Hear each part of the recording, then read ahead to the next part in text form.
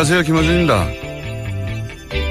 한 국내 매체가 일본 아사히 신문을 인용해 트럼프 대통령이 사드 보고를 받고 한국이 은혜를 모른다고 격노했다고 전했습니다. 이 뉴스는 수많은 국내 매체가 받았었는데요. 미국 주요 매체를 찾아봤습니다. 관련 기사는 없습니다. 문정인 특보 관련 기사 자체가 없습니다.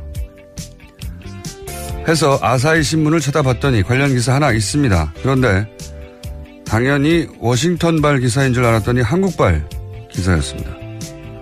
그러니까 한국에 와 있는 일본 특파원이 한국에서 한국 내 이야기 듣고 워싱턴 기사를 쓴 겁니다. 그걸 다시 우리 언론이 일본 언론이 그랬다더라 보도한 겁니다. 국내발 기사가 일본 갔다가 다시 한국에서 외신으로 재인용되고 그렇게 뉴스가 마치 국제적 이슈로 확인된 것처럼 외신의 껍데기를 쓰고 둔갑한 겁니다.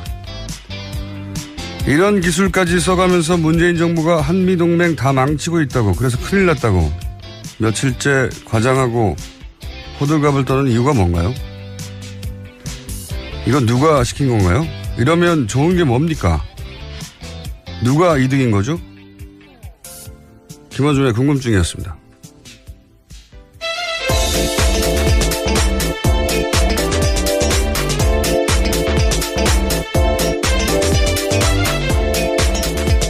시사인의 김은지입니다. 네.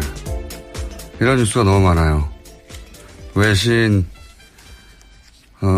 껍데기를 쓰고 둔갑하는 뉴스 세탁이라고 저는 부르는데. 아, 새로운 용어네요. 뉴스 세탁. 우리나라 뉴스가 우리나라에서 나온 이야기를 듣고 외신이 인용한 걸 다시 재인용해서 마치 처음부터 외신이 이걸 보도한 것처럼 만드는, 굉장히 과거에 많이 썼던 기술이거든요. 예. 정치적 목적을 띠고. 이런 뉴스까지 써야 되는 이유가 뭔지 모르겠어요. 이제 독자 수준이 많이 올라가서 그게 쉽지 않은 상황이죠. 더군다나 요즘 인터넷이 발달해서 네. 금방 찾아보거든요. 사실 정반대의 얘기를 한 사람도 많아요. 사드 관련해서. 윌리엄 페리라고 국방장관이 있습니다. 이 양반은 한국에게 사드는 군사적으로 현실성이 없다. 전 국방장관인데. 네, 페리 프로세스로 유명한 전 네. 국방장관입니다. 한국인들은 사드가 신뢰도가 높은 방어 수준이라고 착각하지 말라고, 조심해야 한다고, 이건 기술적인 문제가 아니라 정치적인 문제라고, 사드가 북한 미사일을 다 막아줄 거라고 생각하면 안 되고 군사적으로 큰 효용이 없다. 이런 얘기를 국방장관이 했는데 이건 왜 대서특별 안 합니까? 당시 기사가 좀 나오긴 했었습니다. 한두 개 나와 말았잖아요. 네네. 지금처럼 막 한미동맹을 다 깬다고 얘기 안 하잖아요. 아니면은 뉴욕타임즈에서 뭐 트럼프 대통령이 문 대통령을 만날 때 그 입장을 존중해 줘야 된다고, 중국과 미국 사이에 있기 때문에 너무 밀어붙이면 안 된다. 이런 얘기는 왜 대서특별 안 합니까? 최근에 나온 얘기인데 둘 다. 정반대로 왜 한국발 뉴스를 외신까지 쿠션을 먹고 가져와가지고 난리가 났다고. 아, 참네. 왜들 이러는지 모르겠어요. 네. 매우 의심합니다. 여러 가지 의도를. 자, 첫 번째 뉴스는요? 네, 어제 정유라 씨 편지 관련돼서 좀 전해드렸는데요. 오늘 추가 내용 공개됐습니다.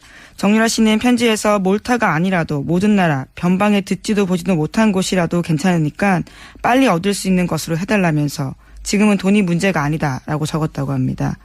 또 그 데드라인도 설정해놨는데요. 적어도 다음 대선, 그러니까 5월 9일까지는 돼야 한다라고 적었다고 합니다. 그게 몰타뿐만이 아니었군요. 네. 네, 시민권 획득해서 도망가려고 했던 게 아니냐라는 정황들이 계속해서 드러나고 있는데요. 이거보다 구체적인 정황이 어디 있나요? 네.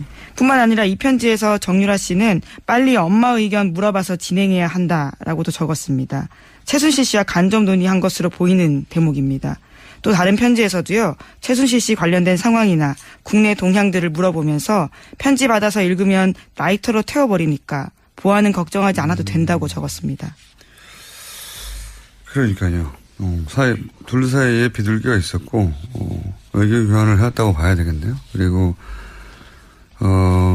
국적을 취득하려고 했던 목적도 분명하네요. 다음 대선 전까지는 돼야 된다고 하는 걸 보면 피하려고 했던 거죠. 정권이 만약 교체되면 본인이 불려와서 구속되고 뭐 그런 상황을 상정한 것 같은데 구속이 안 되고 있어요. 네, 2번이나 기각됐습니다. 네. 관련 뉴스가 또 있나요? 네, 편지 내용 계속해서 나오고 있는데요. 검찰이 확보한 정 씨의 편지에는 특검이 민주당과 국민의당 주도로 출범했고 박근혜 전 대통령 탄핵을 목적으로 수사하고 있다라는 내용의 자료를 보내달라고 요청했다고 합니다. 뿐만 아니라 삼성전자 이재용 부회장 관련된 내용도 있는데 지난 3월에 지인한테 편지를 또 보내서 이재용 삼성전자 부회장의 영장 기각과 발부 사유를 보내달라고 요청했습니다. 그러면서 코어 스포츠와 관련돼 있다면 더욱 좋다라는 내용도 있다고 합니다. 민주당과 국민의당 주도로 특검 출범했다 이런 내용도 보내달라 또 있네요. 네, 최순실 씨 쪽에서 계속해서 주장했던 내용이었죠. 공정하지 않다라는 취지의 이야기입니다.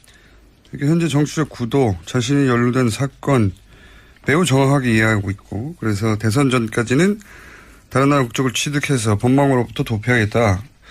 이런 의지가 분명하고 그 사이에 이런 소식이 엄마와 사이에 왔다 갔다 했다는 거를 입증하는 편지인데. 네. 심지어 보안까지 신경 썼다라는 거죠. 다 태워버렸다라는 식의 이야기도 있고요. 그래요. 또 있습니까? 우리가 몰랐던 이야기가? 네, 또 장시호 씨와 관련된 이야기도 있는데요. 박근혜 전 대통령에 대해서 다들 고생이 심한데 자기 탓 같아서 죄송스럽다면서 지금 자신이 할 수 있는 것은 그저 입을 다무는 것뿐이다라는 내용도 있다고 합니다. 그러니까요. 자기가 뭘 해야 되는지 정확히 알고 있는 거네요. 또 있습니까? 영장 기각과 관련해서? 네, 또 검찰은 정유라 씨 구속영장 재청구 하루 전에 고영태 씨도 불렀다고 합니다. 고영태 씨는 관련해서 진술을 했는데 정유라 씨가 돈 문제 등 전후 사정 다 알고 있다 이렇게 진술했다고 하거든요. 검찰은 정유라 씨가 국정농단의 시작이자 종착점이라면서 구속 필요성 계속해서 주장했지만 법원이 받아들이지 않은 겁니다. 정유라 씨 한 사람의 구속이 중요한 게 아니고 사실은 특검이 시간이 부족해서 제대로 수사하지 못하고 중도에 끝냈잖아요. 예. 삼성전자 이재용 부회장 구속에 올인하느라고. 그러다가 시간이 부족해서 끊어져 버렸고 특검 연장이 안 됐어요. 이 수사를 제대로 하기 위해서라도 꼭 필요한데 보통은 영장을 세 번째 청구하지는 않거든요. 부담스러운 측면이 좀 있죠. 네. 재청구해야 된다고 저는 개인적으로 생각하는데 검찰이 어떻게 판단할지 모르겠네요. 네. 재청구해야 된다고 저는 생각합니다. 네. 왜냐하면 특검이 시간 부족으로 제대로 수사하지 못하고 끝낸 지점, 그 지점부터 다시 수사할 때 정유라 씨를 통해서 알아내야 될 사실이 있다. 저는 그렇게 보는데. 자, 법원은 계속 기각시키고 있습니다. 다음 뉴스는요? 문재인 대통령이 미국 언론과 인터뷰했습니다. 북한 문제에 대해서 자신의 의견들을 밝혔는데요. 제재와 압박만으로는 북핵 문제를 풀 수 없다면서 대화의 필요성을 강조했습니다. 그러면서 목표는 북핵 폐기라면서 조건 없는 대화는 결코 아니다라는 점도 분명하게 했는데요. 특히 조건이 되면 평양을 방문해서 김정은과 협상에 나설 수 있다면서 올해 안에 남북회담이 성사되길 기대했습니다. 핵심은 이거죠. 한국이 이 남북 문제의 해결에 미국과 같이 보조를 맞추겠지만 한국이 주도해야 된다는 거거든요. 예, 그렇죠. 적극적이고 주도적 역할을 하겠다라는 거죠. 지난 10년간은 우리가 대북 관계에서 사실은 사라졌어요. 박근혜 정부에서는 이젠 채널까지 완전히 닫았고. 예, 아예 만나지도 않았었죠. 대북 관계에서 박근혜 정부가 한 일은 모든 관계를 끊은 거죠. 그래서 모든 채널을 끊고 이제는 대화가 없습니다. 전쟁하는 중에도 대화를 하는 건데. 근데 그러면 이제 미국이 이 문제를 해결해 달라고 맡기는 거거든요. 근데 생각해 보시면 예를 들어서 이라크, 시리아, 여기 사람들이 막 전쟁하고 죽고 그러잖아요. 이걸 우리가 우리 일로 느껴본 사람이 얼마나 있냐. 없어요, 잘. 뉴스 속의 이야기거든요. 미국인들에게도 마찬가지예요. 남북 문제는 지도상의 문제입니다. 자기들의 전략적 문제고. 근데 우리는 전쟁 나면 다 죽는 건 우리잖아요. 미국이 무슨 특별한 사람들이라서 우리 땅의 일을 자기들 일처럼 느끼지 못해요. 너무 당연한 거고. 우리도 시리아 일을 우리 일처럼 느낍니까? 마찬가지죠. 근데 우리는 이건 우리 일이잖아요. 생존과 관련되어 있는 부분이죠. 전쟁 나면 네. 미국한테는 국지전이 또 한국에서도 발생했구나 하겠지만 우리는 아니에요. 우리는 다 죽는 거라고. 그러면 우리가 이 속에서 대화 속에서 당연히 있어야 되는데 지금까지 없었던 거죠. 그게 문제인 거죠. 자, 이제 뭐 미국에 가서 그런 얘기를 하겠죠, 뭐.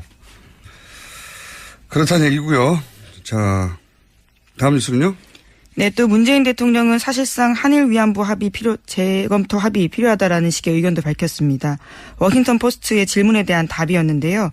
문재인 대통령은 위안부 문제 해결의 핵심은 일본이 법적 책임을 인정하고 공식적으로 사죄하는 것이라고 생각한다고 밝혔습니다. 그 번호 담화로 돌아가자는 거죠. 예. 이미 일본이 다 했던 거를 더 많은 걸 요구하는 게 아니라 아니 다 인정했던 걸 왜 다시 부인하는 거야? 이런 거거든요. 이건 우리가 받아들일 수가 없죠. 당연히. 자, 다음 뉴스는요. 네, 강경호 외교부 장관도 어제 일본 외상과 전화통화했습니다. 위안부 합의 받아들일 수 없다고 강조했는데 기시다 외상이 위안부 합의의 착실한 이행이 필요하다라고 말하자 강 장관은 위안부 합의는 우리 국민 대다수와 피해자들이 받아들이지 못하는 게 현실이라고 강조했습니다. 또 독도 문제 관련해서도 부딪혔는데요. 강 장관은 일본이 초중학교 학습 지도 요령 해설서에 독도가 고유 영토라는 왜곡된 주장을 포함시킨 데 대해서 강한 유감을 표시했습니다. 즉각 중단해야 된다라고 촉구했는데요. 외교부는 기타가와 가스로 주한 일본 대사관 정무공사도 초치해서 항의의 뜻을 전달했습니다. 이건 너무 기본적인 건데 여태 안 한 거죠. 예. 이걸 왜 여태 안 했을까요?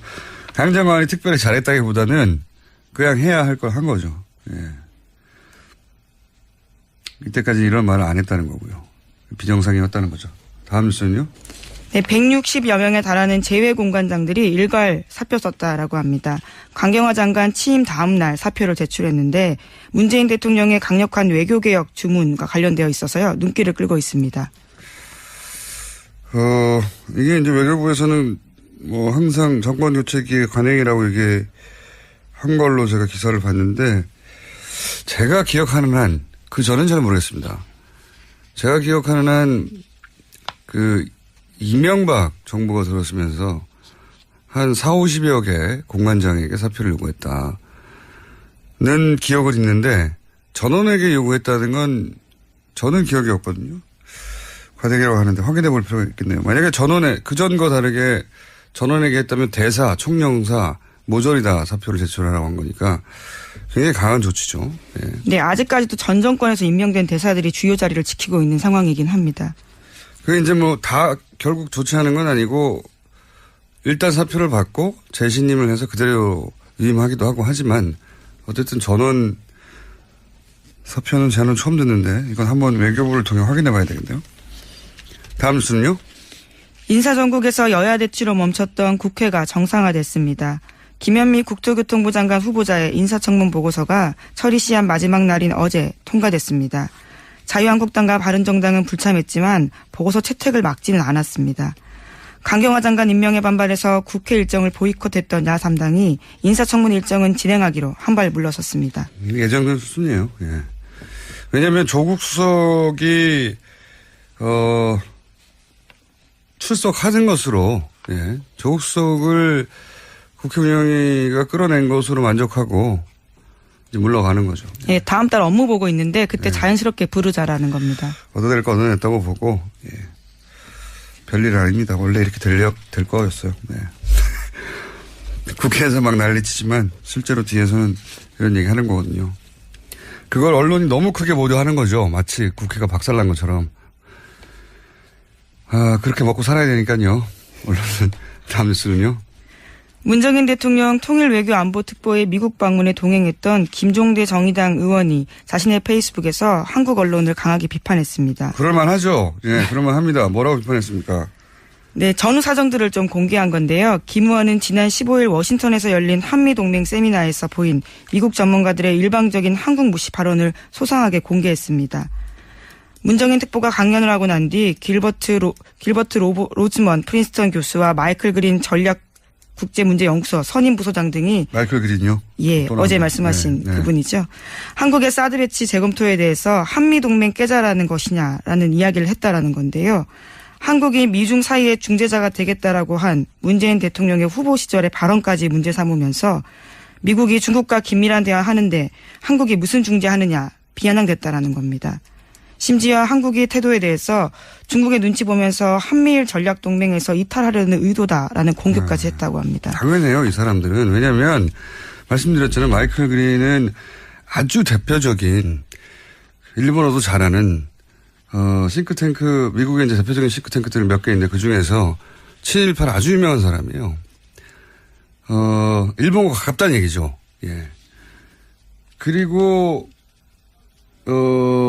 길버트 로즈먼 이분도 뭐 아시아 전문가로 맨날 소개되는데 이분도 항상 남북의 그러니까 우리와 일본의 이해가 엇갈릴 때는 일본의 편을 들어왔던 사람이에요. 예를 들어서 지금 위안부 문제 같은 경우도 중요한 진전이라고 일본이 잘했다고 칭찬 무지했던 사람입니다. 아베 위안부가 일본의 극우에 반대를 무릅쓰고 이 일을 해낸 거라고 중요한 역사적 진전이라고 우리하고는 전혀 동떨어진 이야기. 아베 행정부가 주장했던 내용이었는데 그게 일본에도 저 오른쪽 끝에 있을 거 아닙니까? 아베 정부도 극우 정부라고 이제 비판받지만 저 오른쪽 끝에 있는 혐한 집단들 그 예를 들면서 그걸 어떻게 하나 몰라요. 자기 혼자. 자기들이. 그 혐한 집단의 예를 들면서 거기서 반대하는데도 불구하고 극우가 반대하는데도 불구하고 극우가 그걸 진행했다. 이런 우리 입장에서 그런 이야기인데 잘했다고 칭찬한 사람이죠. 그리고 이 한미일 전략동맹에서 이탈하는 거냐. 이 비판도 일본에서 하는 거예요. 왜냐하면 미일 동맹 아래에 한미 동맹이 있는 게 한미일 동맹이거든요. 이 지금 구조상. 그래서 틸러슨 국무장관도 지난 3월 달에 와가지고 일본이 미국에게 가장 중요한 동맹이고 역사적으로 한국은 하나의 파트너라고 한 거 아닙니까? 그 인식의 연장선상에 있는 발언들입니다, 이게. 그러니까 이 발언들을 들어서 한국 정부를 공격하는 건 일본이 할 일이에요. 일본 언론이. 왜 우리 언론이 이걸 하고 있냐 이거죠. 그래서 저도 열받았지만, 당연히 현장에 있었던 사람은 더 열받았겠죠. 저도 이 대화록 정리된 걸 봤는데 화가 나더라고요. 이런 사람들이 이런 말 하는 걸 중계하면서 우리 정부를 비판할 게 아니거든요. 이해가 안 갔어요, 저는. 이해가. 예.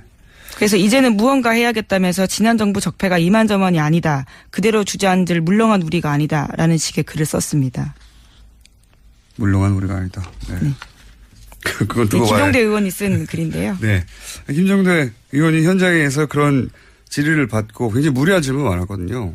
제가 보기에는 읽다 보면 예를 들어서 우리가 당연히 한국법이 있으니까 환경영향평가 해야 된다고 그 괌에서는 23개월을 2년이나 했잖아요. 예. 근데 우리는 4계절 하겠다고 했더니 누굽니까? 마이클 그린. 예. 이 사람이 또 튀어나와가지고 아니 그거 특례법 만들어가지고 우리 법을 무시하는 거죠. 우리 법 체계를 특례로 만들어서 신속하게 통과시켜야 되는 거 아니냐고. 왜요? 우리 땅에서 남의 무기가 들어와서 환경영향평가 하겠다는데 법 절차를 지키겠다는데 당신들 법 절차를 특별하게 만들어서 신속하게 처리해버려야 된다고. 화가 나게 돼 있죠. 네, 심지어 당연히. 김종대 의원은 지난 정부에서 한미가 사드 배치 과속사고 냈다면서 실상도 모르면서 동맹 깬다는 식의 발상 유감스럽다라는 이야기를 했다고 합니다. 그러자 그러니까, 마이클 그린이 자기도 정부 입장 말한 것은 아니다. 이런 식으로 한 발을 뺐다고 합니다. 그러니까 이 분들이 가지고 있는 편향된 이 사람들 입장에서야 편향됐다고 생각 안 하겠지만 자기들은 태도를 미국을 대표하는 태도라고 바라보는 것도 이상하고 말도 안 되고요. 이게 이 자체가 세미나였는데 미국 언론들이 뭐 주목한 것도 아니에요. 보도도 안 되더라고 하나도. 경로는 무슨 경로. 하여튼 이 전체가 문재인 특보 관련 그다음에 그 이후에 쭉 이어지는 한미 동맹이 다 깨졌다 난리 난 이 전체 뉴스들이 단순한 호들갑이 아니라 이 사람들이 손잡고 쎄쎄쎄하고 어깨동무한 다음에 다 몰려든 것 같은 의도를 가지고 사실관계도 틀린 부분이 많지만 시각 자체도 굉장히 문제였어요. 예, 그걸 문제 삼는. 어쨌든 김종대 의원 혹은 홍익표 의원 혹은 문정인 특보 직접 모시고 이 문제는 한번 현장에서 무슨 일이 있었는지 조만간 시간을 마련해서 따져보겠습니다. 네. 제목 한두 개 정도 정리할 수 있을 것 같습니다. 네, 벨기에 브뤼셀에서 폭탄 테러가 일어났습니다. 지난 19일 런던을 시작으로 파리에 이어서 브뤼셀까지 불과 이틀 새에 유럽에서만 3건의 테러가 일어난 겁니다. 그렇군요. 벨기에가 이제 불어권이거든요. 그래서 프랑스 극단주의하고 연계해서 지난번에도 이 몰렌백에서 거주하는 사람이 프랑스 그 공연장에서 테러 있지 않습니까? 연루됐었죠. 벨기에가 왜 그러는지 이 문제는 따로 한번 짚어봐야 되겠네요. 네. 런던, 파리처럼 유럽을 대표하는 도시에서 계속 이어지다가 벨기에, 벨기에. EU 본산이 있는 곳이기도 하고요. EU 본부 네. 때문이기도 할 것 같고, 불어권이라 프랑스에 있는 극단주의들하고 연계되어 있는 것도 같고, 여기서 출장 가더라고요. 네, 멀지 않죠. 예. 가깝습니다. 제목 정도 읽으려고 했더니 시간이 제목 한 줄만 읽고 끝내죠. 기왕. 네, 마크롱 대통령이 장관 시절의 특혜와 관련해서 검찰 수사를 받기 시작했다고 합니다. 압수수색 시작됐습니다. 네. 네, 프랑스 마크롱 대통령요. 여기도 이런 일이 벌어졌네요. 네. 네. 여기까지 하겠습니다. 지금까지 시사인의 김은지였습니다. 감사합니다. 골반 잡자 바로 잡자 바디로직 허리 통증 바로 잡자 바디로직 몸매 교정 바로 잡자 바디로직 자세가 좋아지는 골반 교정 타이즈 바디로직 검색창에 골반 교정 바디로직 삐딱한 남성 골반 허리에도 역시 바디로직입니다. 바디로직의 효과를 못 느끼셨다면 100% 환불해드립니다. 자세한 환불 조건은 홈페이지를 참조하세요. 아무도 묻지도 따지지도 않고 가입하셨다고요? 보험은 너무 어려워요. 걱정 마십시오. 마이보험 체크가 도와드립니다. 1800-7917 마이보험 체크로 지금 전화주세요. 1800-7917 이미 가입한 보험이나 신규 보험도 가장 좋은 조건을 체크해서 찾아드립니다. 인터넷 한글 주소 마이보험.com 또는 카카오톡에서 아이디 검색 마이보험을 친구 추가하여 상담하실 수 있습니다. 모닝똥? 제겐 사치였죠. 내가 토끼인지 토끼똥이 나인지 내가 변을 본 것인지 변을 당한 것인지 나는 바나나이고 싶다. 간혹 구렁이이고도 싶다. 미궁 대장사랑 빅똥의 추억 미궁 대장사랑이 찾아드립니다. 혈중 콜레스테롤 개선과 배변 활동에 도움을 주는 건강기능식품입니다. 검색창에 미궁 대장사랑. 미궁 장사랑 이름 바꿨어요. 프로바이오틱스 12종 추가. 미궁 대장사랑.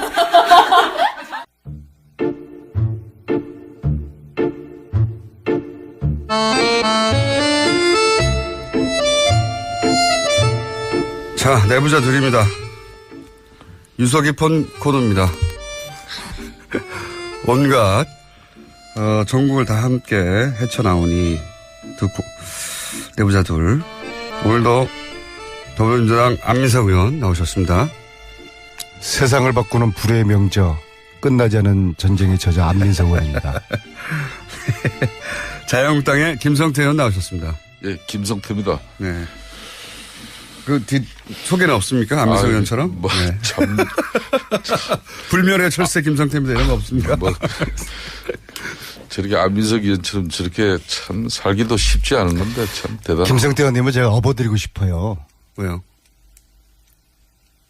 최순실 재산 몰수하려고 특별법 추진하는 여야 초당제 의원모임을 만들었는데요. 예. 자유한국당은 딱 한 분만 참여했는데요. 그분이 바로 제 앞에 앉아 계시는 김자, 성자, 태자, 김성태 의원님입니다. 최순실 특별법에 동참한 유일한 야당 의원입니까? 아니, 자유한국당. 유일한 자유한국당 의원. 네네네.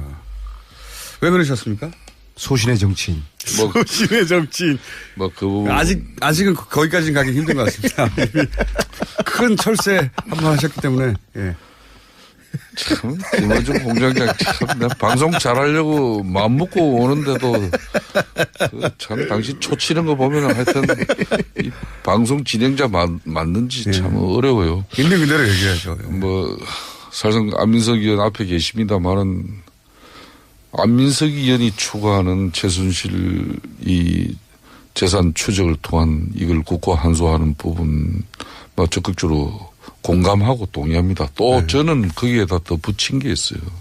사실상 이 나라를 거들내고 또 어떻게 보면은 이 보수 정치를 뿌리채 뽑아버린 그런 장본인입니다. 그렇기 때문에 두 번 다시 대한민국의 이런 불행한 역사를 종식시키기 위해서라도 무능하고 탐욕에 찬 세력들이 한마디로 국가 권력을 사유해서 불을 치부했다 그러면은 그는 끝까지 추적해서라도 그는 발본 시행을 해야 되는 거죠. 그런 교훈을 우리가 안민석 의원이 추진하는 이 최순실 재산 몰수에 관한 내용은 그런 차원에서 저는 참석입니다. 그런데 자유한국당에 왜 가셨어요? 제가 하는 일은 자유한국당 의원님들은 무조건 색안경을 끼고 보는 경향이 없지 않아 있어요. 그렇죠? 그건 사실이죠. 없지 않아 있는 왜 그래요? 사실상 안민석 의원이 지금 뭐 우리는 정권을 내놓았고 대한민국 헌정사의 초유의 탄핵 대통령 내놓지는 않았죠. 뺏긴 거죠. 내놓고 싶지 않았는데. 참 언제까지. 저는 이게 이 법이 보수, 진보, 여야 그런 진영의 관점에서 볼 수 있는 법이 아니고요. 대한민국의 이 법은 정의를 바로 세우고 부정부패를 척결하는 법이기 때문에 자유한국당 의원님들 그런 오해를 하지 말았었으면 좋겠어요. 그렇습니다. 그래서 제가 좀 뭐 말씀을 더 붙인다면은 이게 이제 이참에 지난 대선 공간에서 비록 나온 이야기지만은 분명히 더불어민주당의 핵심 정권의 지금 현재 가장 중심 인물인 그런 인사들이 보수 계멸, 이 보수 계멸론을 들고 나왔단 말이에요. 20년 안에 이제 보수 완전 계멸시켜버리자. 아니, 보수가 존재하지 않고 어떻게 진보가 있습니까? 그러니까. 서로가 그러니까 안민석 의원처럼 견제하면서 진보와 보수가 고루 날개짓을 하면서 균형 있는 세상을 만들어내는 게 그게 우리 정치인들이 추구해야 될. 그런데 김성태 의원처럼 건강한 합리적인 보수 그런 노력을 김성태 의원님은 하시거든요. 그런데 보수 스스로가 자기들은 불의한 세력이고 부패한 세력이라고 딱 프레임에 갇혀 있으면은 정말 개별을 당할 수밖에 없는 것이죠. 특히 최순실 재산은 국민들 재산이고 국민들의 피와 땀이거든요. 왜냐하면 이게 최태민 거였으니까. 그죠? 그런 차원에서 대한민국 그 전에 이제 박정희 대통령과 관련이 그거는 이제 조사를 해봐야 되는데요. 그러니까 제가 이제 그 부분을 좀 전에 이야기하다가 이제 좀 막혔는데 최순실 국정농단과 최순실 일가의 재산 부정 축제가 이번에 국정조사 특위라든지 특검 과정에서 만천하에 알려졌어요. 그렇다면은 이런 온당하지 못한 그런 쉽게 말하면 불을 치닫은 부분에 대해서는 분명히 우리 세상이 우리 사회가 바로 잡아야죠. 그렇지만은 이걸 입법화하기까지는 상당히 넘어야 될 산이 아주 큽니다. 우리 안민석 의원 잘 아시다시피. 그동안 뭐 공청회에서도 지적은 됐습니다만은 이 헌법상 평등 원칙에 어긋나는 그런 소급 입법 문제라든지 또 형법상의 이 명확성의 원칙 뭐 이런 부분들이 저촉될 수 있는 그런 개념들의 명확한 규정 같은 문제를 해결하지 않으면 상당히 어려운 부분이 있어요. 안민석 의원이 이 법을 친일 재산 환수법을 뭐 상당히 많이 인용한 거 아닙니까? 적용하고 그죠? 그렇다면은 이 친일 재산 환수법이 이게 소급입법이거든요. 그러니까 역사적으로 이걸 이례적인 공동체적인 가업이라는 점에서 합헌성을 인정받았어요. 그렇듯이 뭐 이 지금 현재 최순실 재산 환수 특별법도 뭐 그런 법안 성안에 심혈을 기울이고 있는 만큼 뭐 저는 잘 되라고 봅니다. 우려하시는 바는 알겠는데 사실 이 법은 제가 법률가가 아니기 때문에 대한민국 최고의 법률가로부터 초안 작성을 제가 부탁을 드려서 또 사찰에 걸친 공청회를 그친 나름대로 완성도를 높인 법이고요. 그럼에도 불구하고 이 법의 통과 가능성은 굉장히 가능성이 좀 현재 단계에서는 낮다고 봅니다. 그래서 제가 전국 다니면서 국민들에게 이 법 제정의 필요성을 몇 명이 부족하죠? 이유고요. 몇 명이 부족합니까? 아니 지금 초당 모임은 25명으로 구성됐고요. 그래서 초당 모임이 중심이 돼가지고 다음 주에 그 의원들 발의 동의서를 받는데요. 한 150명을 목표로 하는데 몇 명이 되든 간에 그 명단을 국민들이 원하시면은 제가 좀 결단을 해서라도 공개 언론에 공개. 결단까지 필요합니까? 왜냐하면 동료 의원들에 관련된 문제이기 때문에 어쨌거나 이 최순실 재산 몰수 특별법을 이런저런 이유로 만약에 반대한다면 이것은 최순실 재산 몰수를 반대하는 것이거든요. 그래서 국민들의 관심 또 국회에 또 성원이 있기를 바라겠습니다. 그러니까 안민석 의원님이 이 최순실 재산 환수 특별법이 말씀하시죠? 성공하기 위해서는 절대 정치적인 정쟁을 야기하는 어떤 그런 정치 수단으로 가져가서는 안 된다는 거예요. 명심하겠습니다. 그건 바로 뭐 일간에 이렇게 올라가면은 박정희 뭐 흔히 말하는 이 재산이 박정희하고 상관이 박정희 있습니까? 전 대통령의 뭐 흔히 말하는 정치 비자금까지 거슬러 올라간다. 그게 관련이 돼 있어요. 아니 뭐 두 분의 얼굴을 보고 있는데 너무 진지해가지고. 아니 그런 측면에 이미 뭐 다 아시면서 그렇게 표정 지으면 안 되시고. 그게 자꾸 읽혀요? 네, 그 읽히고. 이렇게 되면 또 뭐 여차 잘못하면 이게 정쟁으로 DJ 비자금 또 뭐 전직 대통령 알겠습니다. 이런 문제까지 가버리면 그래서 보면 대한민국의 부정부패를 일소하고 정의를 바로 세우는 법이다. 그렇습니다. 그 최순실이라는 이 한마디로 망고의 죄인이 있지 않습니까? 이는 지금 이 시대를 망친 이 사람에 대해서 우리가 명확한 반제를 하자는 거죠. 최순실 처단법이다.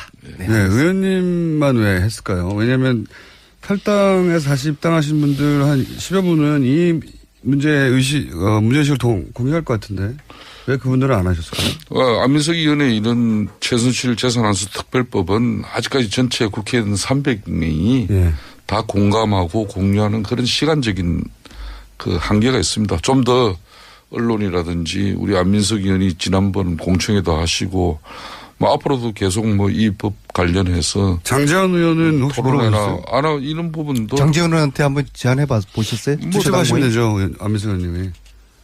뭐 저희들도 당내 이런 많은 공감을 확산하기 위한 저의 노력도 많이 부족합니다. 그 장재원 의원님 초당 모임에 합류한답니까? 저도 많은 노력을 기울이겠다는. 장재원 의원님 말씀해 보셨어요? 특정인을 이렇게 가지고 우리 안민석 의원께서 이렇게 주장하지 마십시오. 장재원 의원님은 합류하실 것 같은데 그죠? 저희가 한번 인터뷰에서 여쭤보도록 하고요. 그러면 자 다음 주제로 넘어가서 요즘 자유한국당에서 이 정권이 끝까지 못 간다는 얘기가 연속으로 계속 나오는데 이철호 의원도 그러고 홍준표 전 지사도 그러고 이게 의총에서 뭔가 결의된 내용입니까? 왜 이런 말이 참난 이분들 참 어떻게 보면 답답하신 분들이에요. 지난 대선에서 자유한국당이 패배한 이유는 최순실 사태에 워낙 큰 타격을 입기도 했지만은 또 그 국정농단의 책임으로 대통령도 탄핵되고 뭐 사실상 정권을 갖다 상납하다시피 할 수밖에 없는 그런 여건이었잖아요. 그런 속에서도 우리가 그 큰 표 차이로 이렇게 질 수밖에 없었던 가장 큰 요인 중에 하나가 대선 때 취했던 이런 거구 스탠스. 이 거구 스탠스 때문에 예연 확장에 상당히 좀 제동이 걸리는 그런 부분이 많아요. 그런 측면이 있는데도 불구하고 이번 전당대회도 그 연장선상에 있는 거 아닌가 하는 그런 개인적으로 많은 우려를 하고 있어요. 이 정권이 끝까지 못 간다. 뭐 결국은 탄핵되는 얘기인데 그런 이야기가 자유한국당 내에서는 공감대를 얻나요? 의원님들 사이에? 그걸 동료 의원들 간에 어떻게 공감대를 얻을 수가 있겠습니까? 지금 이제 출범한 지 한 달 보름도 채 안 된 이 정권에게 뭐 또 탄핵을 예고하고 예시하는 그런 뭐 정서를 국민들에게 이렇게 정치인의 한 사람으로 내보내는 것은 그거는 국가에 대한 상당히 무책임한 처사입니다. 저는 그렇게 개인적으로 그렇게 보는 거죠. 같은 생각을 하는 사람들끼리 모였으면 자기들끼리는 통할 수 있으니까 혹시 그런 생각이 통하나 싶어서 제가 여쭤보는 건데. 저는 절대 우리 자유한국당에도 대통령 탄핵과 또 이번 대선을 통해서 많은 자성과 또 반성 속에서 진정한 보수의 가치를 새롭게 찾고자 하는 많은 노력들이 이어지고 있습니다. 그렇기 때문에 이런 발언들에 대해서 우리 당의 전체적인 기류로 보는 것은 절대 온당치 않습니다. 이거는. 제가 요즘 전국적으로 북토크 다니다가 북콘서트 여의도에 별 신경을 안 썼더니 참 별일이 다 생기는데요. 강동호 의원님이 신경을 쓰셨어도 생겼었을 일입니다. 강동호 의원님이 이번에 서울시 당 위원장이네요. 제가 예. 어젯밤에 사이트를 뒤져봤는데 이런 말씀하셨어요. 상대가 깡패 같은 놈이기 때문에 우리를 깡패라고 문재인 대통령을 깡패입니까? 이철호 의원님, 이 정권 오래 못 갈 것 같다. 홍준표 의원님, 역시 저는 의원이죠, 후보. 이 정권 오래 못 간다. 정말 아직 2달도 안 된 문재인 대통령, 문재인 정부를 향해서 이런 저주 섞인 탄핵 발언을 했는데요. 강동호, 이철우, 홍준표 세 분께 정중하게 여쭙겠습니다. 국민들이 우습죠. 이거 국민들 우습게 보는 정당은요, 국민들에게 탄핵당할 것입니다. 의원님은 여의도에서 직접 여쭤보시면 되잖아요. 제가 지금 전국 다니라고. 저분은 지금 책 좀 팔아야 돼요, 아직. 좀 이런 것 같습니다. 좀 전에 안민석 의원께서 지적한 그 워딩대로 하면은 국민들 상식에도 분명히 납득치 않는 그런 적절치 못한 발언들이에요. 그렇지만은, 대통령이 천명한 그런 공직자 인사배제 5대 원칙을, 그런 인사 원칙을 스스로 저버리고 또 부실한 인사 검증으로 논란을 빚은 그런 청와대에 대해서 우리 당내 인사들이 적절치는 않지만은 그런 입장을 반영한 어떤 그런 소리가 그렇게 된 것 같아요. 그런 측면에서 저는 그렇지만은 출범 이제 한 달 보름밖에 안 된 정권의 대통령에게 국민들이 불안해할 수 있는 그런 요소를 만든다는 것은 적절치 않다고 봅니다. 특히 지금 이제 인사청문회 말씀하셨는데요. 이거 인사청문회 하다가 날밤지색이 생겼어요. 지금 전체 17명이 인사청문 대상인데요. 아직도 9이 남아 있습니다. 아직도 절반도 못 왔고요. 참 국정농단으로 인해 가지고 국정에 공백이 지금 생긴 거 아닙니까? 이 국정 공백의 책임, 1차적인 책임이 자유한국당에게 있는 거거든요. 그러면 이번에 인사청문회만큼은 이 공백을 줄이기 위해서 좀 통 크게 함께 협력해서 통과를 조속히 시켜서 국정을 안정시키자라는 자세를 가지는 것이 야당, 특히 자유한국당, 바른정당, 이 국민들이 그래도 인정할 수 있는 그런 정치적인 판단과 행위거든요. 그런데도 왜 이렇게 국정 공백을 오래 가도록 인사 정국을 오래 끌까? 제가 지난주 그랬지 않습니까? 이 절박한 야당 내에 그런 상황이 있기 때문에 인사청문회 전국을 올해 어쩌면은 장마철까지 끌고 싶어 할 겁니다. 저는 이제 자유한국당은 제1야당입니다. 과거의 민주당의 그 잘못된 악습이나 폐습은 절대 배제해야 된다고 봅니다. 우리 좀 전에 안민석 의원이 저는 얘기하니까 우리 공장장이 듣기도 조금은 생소하고 조금 좀 약간은 좀 똑같이 하고 있잖아요. 똑같이 혹은 조금 더. 아니 지금 국정 공백의 책임이 자유한국당에 있는데 본인들이 이거 빨리 메워줘야죠. 우리도 이런 걸 참 어디서 배웠겠습니까? 어디서? 그거는 이런 거는 배워서는 안 된다고 보는데. 민주당에서 배워서 한다는 거 아닙니까? 아니 저희들이 과거에 국정 공백을 초래한 그런 사태가 있었습니까? 제가 초유의 사태예요. 제가 안민석 의원께 제안을 인사청문을 길게 끌고 그런 얘기를 안민석 의원께 제안을 드리겠습니다.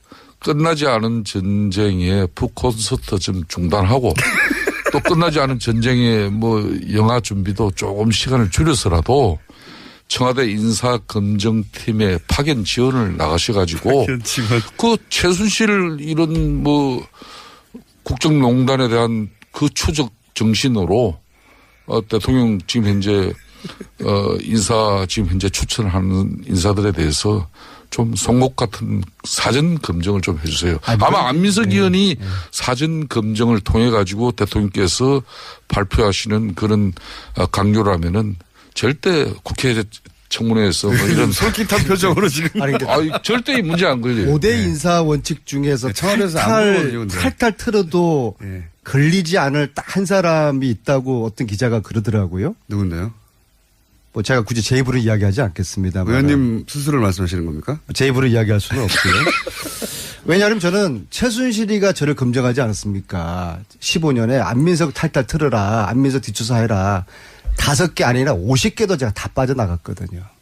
그런데 어제 아까 이제 북토크 말씀하셨으니까 어제 북토크에서 노성일 부장이 스페셜 게스트로 나와서 어제 안산사에 했거든요. 또 책장사 시작을. 유족을 위로하는 의미에서 노래를 하나 불렀어요. 광야에서. 그랬더니 청중에서 야 여기가 노래방이야 하면서 과음을 지르면서 여기저기서 막 동조를 하더라고요. 제 북토크를 방해하는 세력들이 조직적으로 준동하고 있다. 엄벌을 할 것이다. 다른 출판사에서요? 정권 출범 초기에 첫인상은 상당히 중요합니다. 인사검증 잘해야죠. 그렇기 때문에 안민석 의원 같은 분이 청와대 대통령께 좀 직언이 필요한 시기예요. 연락이 안 되죠.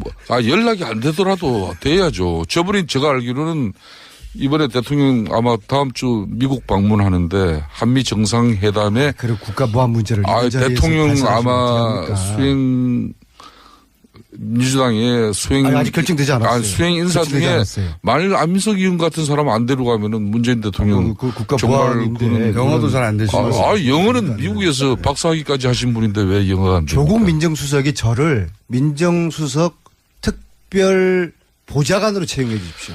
아니 그러니까 안민석 의원님 열심히 뒷받침해서 송곳 같은 그래서 내가 지금 왜 직언이 필요하면요. 그 문재인 특보 같으신 분들 지금 한미 정상회담 앞두고 미국 가서 물론 학술 뭐 자기는 연구단체의 자격으로 갔다고 했지만은 그 적절치 못한 발언으로 얼마나 한미 동맹이 지금 위험해지고 또 대통령이 한미 간의 정상회담에 사전에 이게 얼마나 장애 요인이 되고 있습니까? 이런 분들 본인이 그냥 학자의 입장으로 갔다 오면 특보 그냥 날려버려야 돼요. 정유라가 또 풀려났어요? 갑자기 웬 정유라예요? 왜냐면 문재인 특보 발언에 관해서 공부가 지금 안 돼 있어요. 그리고 장관들 제대로 본인 송영무 지금 현재 국방부 장관 같은 경우도 그분이 해군 참모총장 시절에 그 부적합한 행동들에 대해서 요 근래 계속 언론에서 지금 부적격자의 인상을 지울 수 없는 그런 기사가 나오고 있잖아요. 그러면 안민석 의원께서 이런 분 더 이상 논쟁 끌지 말도록 자진 사퇴하도록 입장을 청와대가 가질 수 있도록 조국 수석에게 전달해 주세요. 사법부는 정유라를 잔챙이로 보는 것 같아요. 정유라는 영린이고 핵심인데. 왜 정유라를 이렇게 풀어줘서 국민들 화병을 또 도지게 만들죠? 어떨 도사는 어떻게 생각하세요? 글쎄요, 저도 영장 기각에 유감이 많습니다. 예. 이거 완전 정유라 봐주기 아닙니까? 그렇게까지는 모르겠으나 적어도 구속해야 될 여러 가지 필요가 있죠. 아니, 대통령을 초등학교 이후에 한 번도 못 봤다고 해놓고서 최근에 대통령하고 또 전화했다는 게 드러나지 않았습니까? 여기 대해서 어떻게 생각하세요? 그러니까 영화 이 타짜에 나오는 어틀도사 공장장에게 물은 거예요. 제가 개인적으로 한국 영화 중에 좀 진짜 재밌어서 2번 본 영화가 그 타짜라는 영화가 있어요. 2번씩이나. 네. 그 주인공 조성우 씨가 대사 중에 이런 말을 해요. 어차피 내가 아는 사람들은 다 다치거나 죽었다. 이건 안민석 의원도 이런 뭐 말을 자주 하는 편인데 정작 이 영화배우 조성우 씨한테는 이 영화가 해피엔딩으로 끝납니다. 물론 구속영장 이 기각이 죄가 없다는 것은 아니지만은 이 최순실 국정농단 사태에서 정유라에게는 어떻게 보면 그런 해피엔딩으로 되지 않을까 하는 그런 우려로. 그 의원님도 영장 기각에 대해서 불만이 있으시군요. 그렇죠. 이 부분은 아니 말로 지금까지 애국에서 대한민국으로 강제 송환된 이 중범죄 혐의자 중에서 구속되지 않은 피의자가 역대로 없었다는 것입니다. 이게 좀 이상한 상황이에요. 이번에 정유라를 영장 기각시킨 그 판사가 우병우를 기각시킨 그분이고 또 고영태를 구속시켰던 판사들하고. 저 뉴스공장에서 다 다룬 이야기입니다. 아, 그래요? 네. 자, 그건 아세요? 지금 우병우 재판장이 누군지 아세요? 모릅니다. 지난번에 우리 3월 달, 제 기억 3월 20일 날로 기억되는데요. 3월 16일 날로 기억되는데 이 자리에서 우리가 이재용 부회장의 주심 판사가 최순실 후견인이었다. 부장판사의 장인이 예. 최순실의 후견인이었다라고 해서 이게 그분이 공정한 재판이 의심스럽다라고 했더니 하루 만에 그 주심판사 바뀌었지 않습니까? 근데 그분이 지금 우병우 재판을 맡고 있어요. 아, 그래요? 아이고 참 미치겠어요. 이게 우연의 일치입니까? 우연의 일치겠죠. 근데 우연의 일치길 바라겠어요. 이게 만약에 의도되거나 기획된 거라 그러면은 대한민국이 슬픈 것이죠. 그러지 않길 바라겠지만 근데 저는 그분이 지난번에 그런 일이 있었으면은 민사재판부로 갔어야 된다고 봅니다. 내가 형사재판부에 있는 한은 이 사건을 맡을 수밖에 없고 오해를 받을 수 있으니까 민사재판부로 보내달라. 내지는 이 국정농단 관련된 재판은 나를 배제시켜달라. 스스로. 그렇게 했어야 되는 것인데 왜 또다시 이런 오해를 받아서. 최순실 국정농단 사건을 하지 않는 게 오해를 받지 않는 길이긴 하죠. 지금은. 그 상식적으로 제가 아는 판사들한테 물어봤어요. 그러면 자기들은 이런 재판 안 맞는다. 민사재판부로 갈 것이다. 스스로 안 맞는다고 할 수 있는데 제도가 있는 걸로 아는데. 판사님들한테 그렇게 이야기를 들었어요. 이 판사님 참 이해할 수 없고요. 정말 이 재판이 공정하기를 바라지만은 공정할 수 있을까? 확인된 거죠. 이재용 부회장. 제가 허위사실 이야기했습니까? 허위사실을 얘기한 적이 허위사실 이야기했으면 제가 이 자리에 이대로 있을 것이면 불완전한 최순실이가 맞으십니다. 저를 놔뒀겠습니까? 의혹 제기는 대한민국에서 제일 많이 하시는 분 중에 하나. 의혹 제기가 아니라 이거는 팩트예요. 그분이 그러니까요. 지금 우병우 재판을 맡고 있는 주심 판사예요. 네. 최순실 장인이 후견인이었던 게 밝혀져서 만 하루 만에 그분이 이제 우병우 전 민정수석 주심입니까? 네. 처음 알았습니다. 안민석 의원, 김성태 의원이었습니다. 감사합니다. 네, 감사합니다. 3부에서 뵙겠습니다. 3부에서 뵙겠습니다.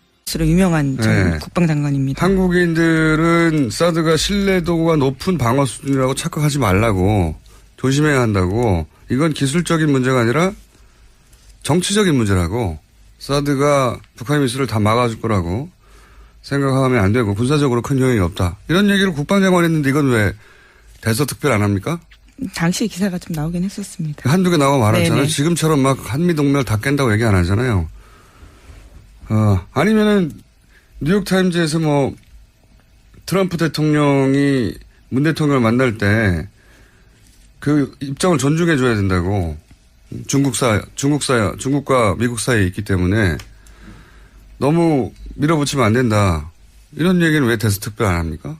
최근에 나온 얘기인데 둘 다. 정반대로 왜 한국발 뉴스를 외신까지 쿠션을 먹고 가져와가지고 난리가 났다고. 아 참네. 왜들 이러는지 모르겠어요. 네.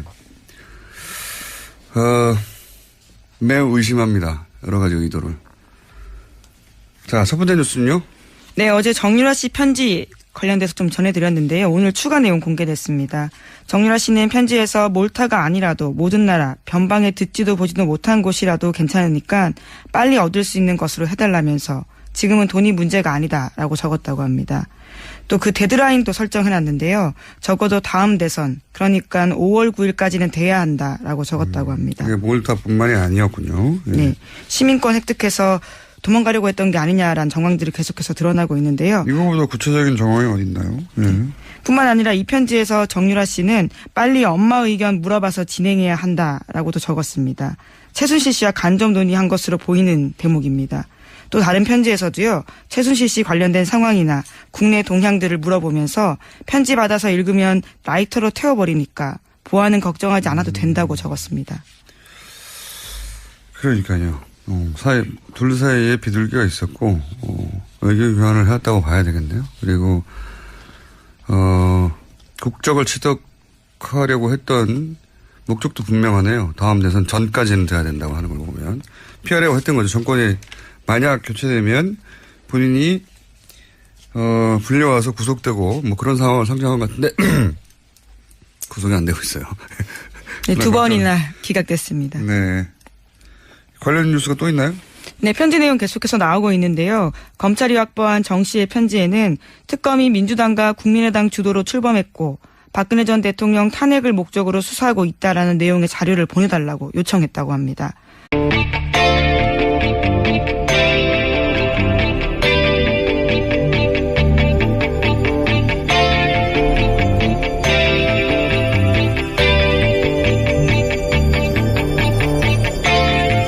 안녕하세요. 김어준입니다. 한 국내 매체가 일본 아사히 신문을 인용해 트럼프 대통령이 사드 보고를 받고 한국이 은혜를 모른다고 격노했다고 전했습니다. 이 뉴스는 수많은 국내 매체가 받았었는데요. 미국 주요 매체를 찾아봤습니다. 관련 기사는 없습니다. 문정인 특보 관련 기사 자체가 없습니다.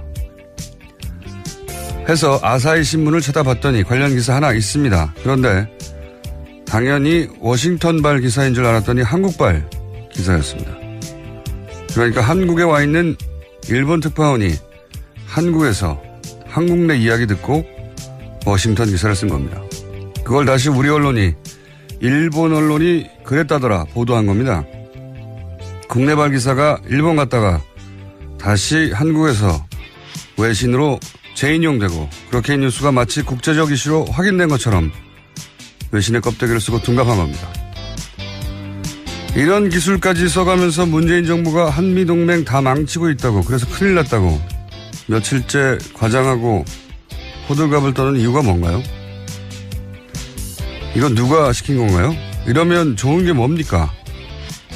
누가 이득인 거죠? 김어준의 궁금증이었습니다.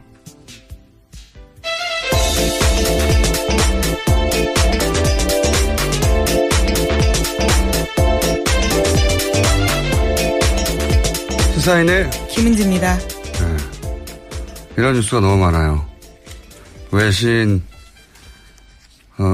껍데기를 쓰고 둥갑하는 뉴스 세탁이라고 저는 부르는데. 아, 새로운 용어네요. 뉴스 세탁. 우리나라 뉴스가 우리나라에서 나온 이야기를 듣고 외신이 인용한 걸 다시 재인용해서 마치 처음부터 외신이 이걸 보도한 것처럼 만드는 굉장히 과거에 많이 썼던 기술이거든요. 예. 정치적 목적을 띠고. 이런 뉴스까지 써야 되는 이유가 뭔지 모르겠어요. 이제 독자 수준이 많이 올라가서 쉽지 않은 상황이죠. 더군다나 요즘 인터넷이 발달해서 네. 금방 찾아보거든요. 사실 정반대의 얘기를 한 사람도 많아요. 사드 관련해서. 윌리엄 페리라고 국방장관이 있습니다. 이 양반은 한국에게 사드는 군사적으로 효용성이 없다.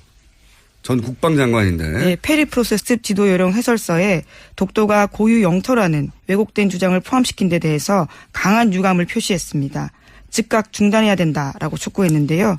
외교부는 기타가와 가스로 주한 일본 대사관 정무공사도 초치해서 항의의 뜻을 전달했습니다. 이건 너무 기본적인 건데 여태 안 한 거죠. 예. 이걸 왜 여태 안 했을까요? 강 장관이 특별히 잘했다기보다는 그냥 해야 할 걸 한 거죠. 예.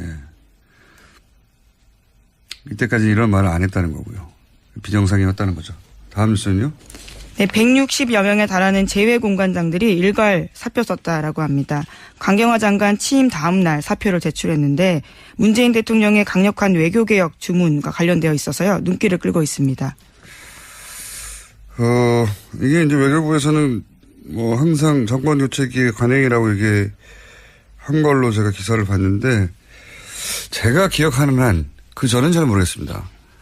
제가 기억하는 한 이명박 정부가 들어서면서 한 40-50여 개 공관장에게 사표를 요구했다는 기억을 있는데 전원에게 요구했다는 건 저는 기억이 없거든요.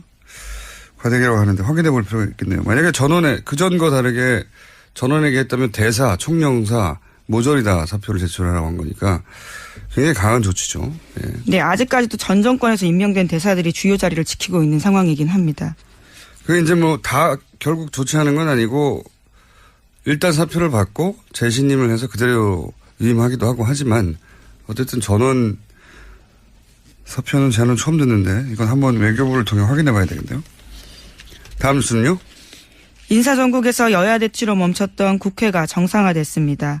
김현미 국토교통부 장관 후보자의 인사청문 보고서가 처리 시한 마지막 날인 어제 통과됐습니다. 자유한국당과 바른정당은 불참했지만 보고서 채택을 막지는 않았습니다. 강경화 장관 임명에 반발해서 국회 일정을 보이콧했던 야3당이 인사청문 일정은 진행하기로 한 발 물러섰습니다. 예정된 수순이에요. 예. 왜냐하면 조국 수석이 출석하는 것으로 조국 수석을 국회운영위가 끌어낸 것으로 만족하고 이제 물러가는 거죠. 예, 다음 달 업무 보고 있는데 그때 자연스럽게 부르자라는 겁니다. 얻어낼 거 얻어냈다고 보고 별일 아닙니다. 원래 이렇게 될 거였어요. 네. 국회에서 막 난리치지만 실제로 뒤에서는 이런 얘기 하는 거거든요. 그걸 언론이 너무 크게 보도하는 거죠. 마치 국회가 박살난 것처럼. 그렇게 먹고 살아야 되니까요. 대화는 결코 아니다라는 점도 분명하게 했는데요. 특히 조건이 되면 평양을 방문해서 김정은과 협상에 나설 수 있다면서 올해 안에 남북회담이 성사되길 기대했습니다. 핵심은 이거죠. 한국이 이 남북 문제의 해결에 미국과 같이 보조를 맞추겠지만 한국이 주도해야 된다는 거거든요. 예, 그렇죠. 적극적이고 주도적 역할을 하겠다라는 거죠. 지난 10년간은 우리가 대북 관계에서 사실은 사라졌어요. 박근혜 정부에서는 이젠 채널까지 완전히 닫았고. 예, 아예 만나지도 않았었죠. 대북 관계에서 박근혜 정부가 한 일은 모든 관계를 끊은 거죠. 그래서 모든 채널을 끊고 이제는 대화가 없습니다. 전쟁하는 중에도 대화를 하는 건데. 근데 그러면 이제 미국이 이 문제를 해결해 달라고 맡기는 거거든요. 근데 생각해 보시면 예를 들어서 이라크, 시리아, 여기 사람들이 막 전쟁하고 죽고 그러잖아요. 이걸 우리가 우리 일로 느껴본 사람이 얼마나 있냐. 없어요, 잘. 뉴스 속의 이야기거든요. 미국인들에게도 마찬가지예요. 남북 문제는 지도상의 문제입니다. 자기들의 전략적 문제고. 근데 우리는 전쟁 나면 다 죽는 건 우리잖아요. 미국이 무슨 특별한 사람들이라서 우리 땅의 일을 자기들 일처럼 느끼지 못해요. 너무 당연한 거고. 우리도 시리아 일을 우리 일처럼 느낍니까? 마찬가지죠. 근데 우리는 이건 우리 일이잖아요. 생존과 관련되어 있는 부분이죠. 전쟁 나면 미국한테는 국지전이 또 한국에서도 발생했구나 하겠지만 우리는 아니에요. 우리는 다 죽는 거라고. 그러면 우리가 이 속에서 대화 속에서 당연히 있어야 되는데 지금까지 없었던 거죠. 그게 문제인 거죠. 자, 이제 뭐 미국에 가서 그런 얘기를 하겠죠. 뭐 그렇다는 얘기고요. 자, 다음 뉴스는요. 네, 또 문재인 대통령은 사실상 한일 위안부 재검토 합의 필요하다라는 식의 의견도 밝혔습니다. 워싱턴 포스트의 질문에 대한 답이었는데요. 문재인 대통령은 위안부 문제 해결의 핵심은 일본이 법적 책임을 인정하고 공식적으로 사죄하는 것이라고 생각한다고 밝혔습니다. 번호 담화로 돌아가자는 거죠. 예. 이미 일본이 다 했던 거를 더 많은 걸 요구하는 게 아니라 아니 다 인정했던 걸 왜 다시 부인하는 거야? 이런 거거든요. 이건 우리가 받아들일 수가 없죠. 당연히. 자, 다음 뉴스는요. 네, 강경호 외교부 장관도 어제 일본 외상과 전화통화했습니다.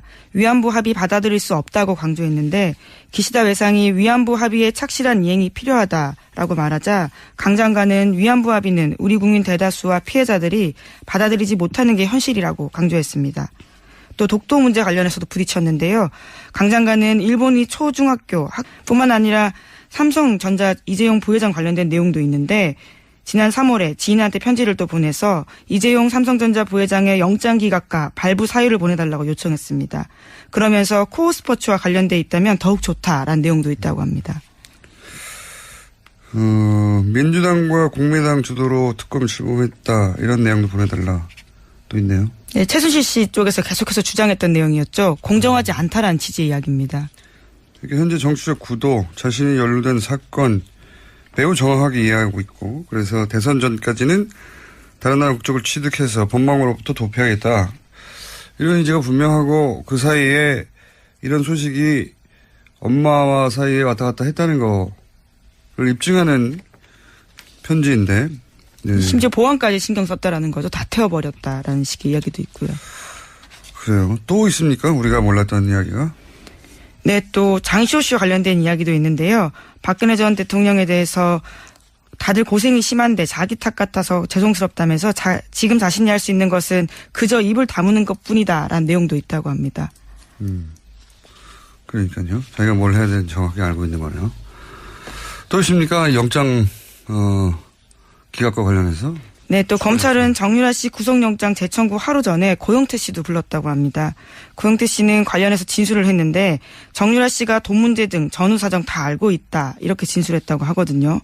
검찰은 정유라 씨가 국정농단의 시작이자 종착점이라면서 구속 필요성 계속해서 주장했지만 법원이 받아들이지 않은 겁니다.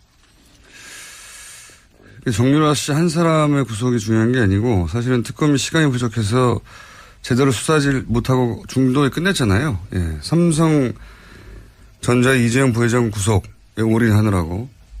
그러다가 시간이 부족해서 끊어져 버렸고 특검 연장이 안 됐어요. 이 수사를 제대로 하기 위해서라도 꼭 필요한데 보통은 영장을 3번째 청구하지는 않거든요. 부담스러운 측면이 좀 있죠. 네. 재청구해야 된다고 저는 개인적으로 생각하는데 검찰이 어떻게 판단할지 모르겠네요. 네. 재청구해야 된다고 저는 생각합니다. 네. 왜냐하면 특검이 시간 부족으로 제대로 수사하지 못하고 끝낸 지점, 그 지점부터 다시 수사할 때 정유라 씨를 통해서 알아내야 될 사실이 있다. 저는 그렇게 보는데. 자, 법원은 계속 기각시키고 있습니다. 다음 뉴스는요? 문재인 대통령이 미국 언론과 인터뷰했습니다. 북한 문제에 대해서 자신의 의견들을 밝혔는데요. 제재와 압박만으로는 북핵 문제를 풀 수 없다면서 대화의 필요성을 강조했습니다. 그러면서 목표는 북핵 폐기라면서 조건 없는